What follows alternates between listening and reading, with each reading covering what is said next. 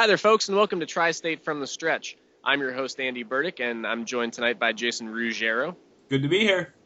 Today we're going to be talking about trade talk, and as the trade deadline nears, of course, it's everybody's favorite pastime to speculate what their team is going to be doing at the trade deadline. So first, let's talk about the Cleveland Indians. Jason, what do you think the Cleveland Indians are going to be doing around the trade deadline? Well, I'm not sure they're going to be doing much of anything, really.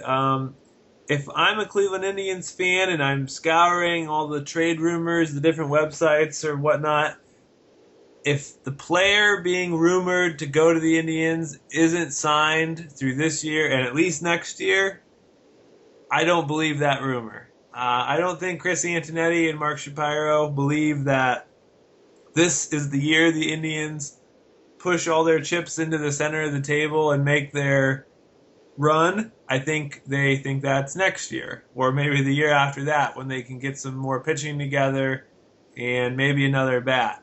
But if a player's not going to be here and help them this year and at least next year, then I don't think they're interested. So a name like Ricky Nolasco that's being talked about right now, I don't think Chris Antonetti is too involved in that conversation. Now, let me ask you about Asdrubal Cabrera, because his name has popped up on MLB trade rumors as a potential trade chip. What do you think the Tribe is going to be doing with Cabrera?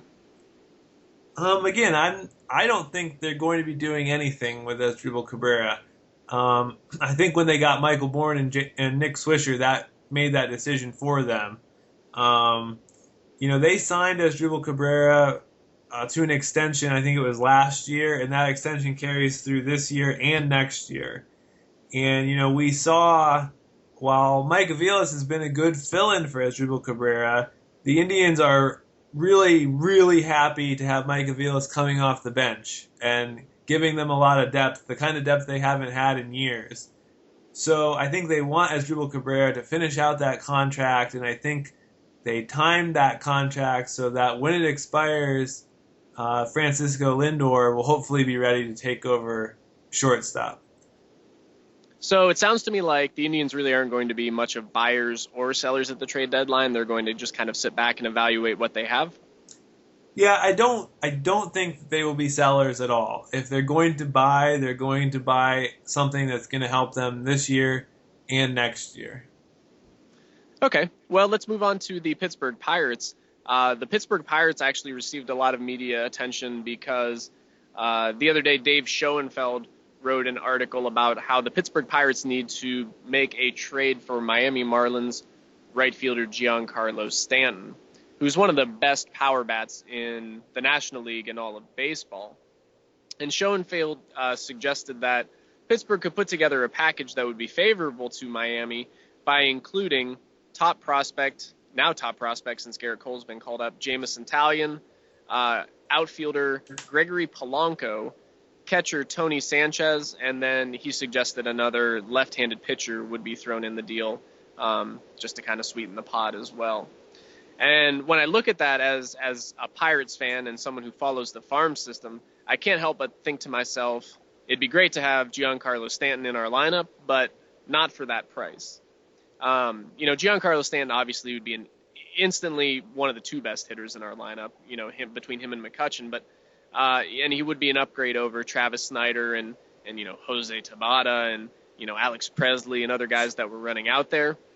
But I don't feel like giving up a package of Jamison Talion, who could be a top of the rotation starter, a Gregory Polanco, who's being compared to a Starling Marte type player, and a major league ready catcher in Tony Sanchez.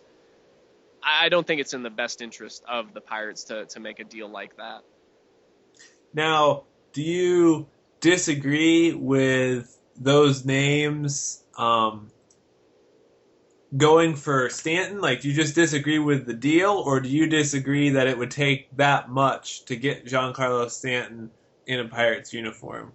I think I generally just disagree with the deal. I really believe in what Neil Huntington is doing, and if you start looking at what he's building, Pittsburgh has developed one of the best farm systems in all of baseball during his tenure in Pittsburgh.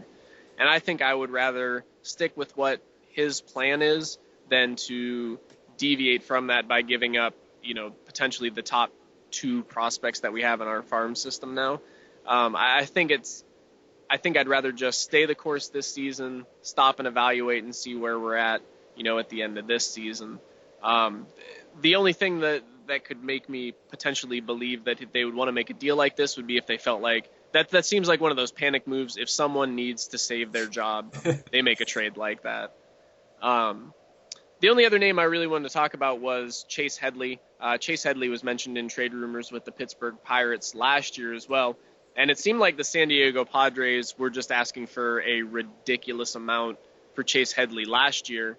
I don't know if it's because San Diego wants to lock him up or they really think he's that valuable, but I don't think it's prudent to trade for Chase Headley when you have a more than serviceable player in Pedro Alvarez. Pirates fans might get frustrated with him, but he plays adequate defense at third base. You can't just look at errors and evaluate what he's doing. You have to kind of, I think, dig a little bit deeper. And he's playing good defense at third base. He's got good pop. You just kind of have to be willing to accept him for what he is.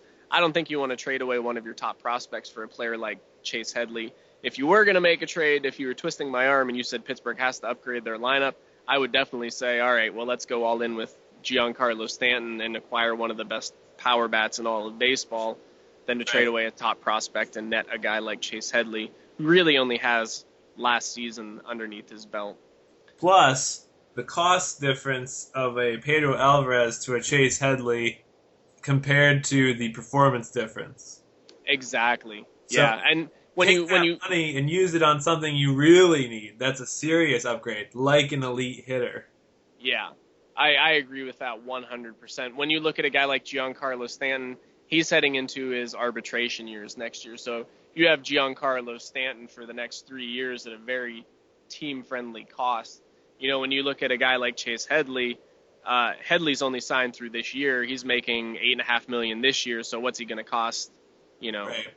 What's he going to cost to lock him up through this season? Probably too much for Pittsburgh. So, well, that's going to wrap it up for Tri-State from the Stretch. Thanks for tuning in, and we look forward to talking to you soon.